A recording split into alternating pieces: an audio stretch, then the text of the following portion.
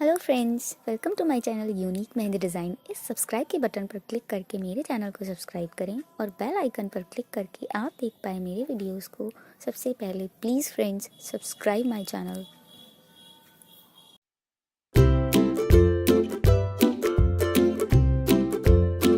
फ्रेंड्स, अगर आपने मेरे चैनल को अभी तक सब्सक्राइब नहीं किया है तो प्लीज़ सब्सक्राइब कर लें और बेल आइकन पर क्लिक करें जिससे आप देख पाएँ मेरे वीडियोस को सबसे पहले।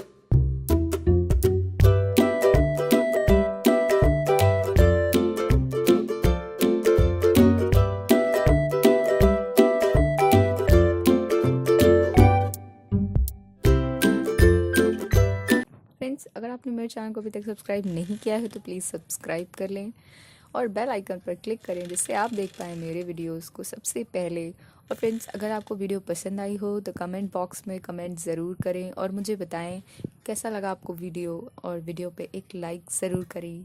Thanks for watching my video. Bye bye.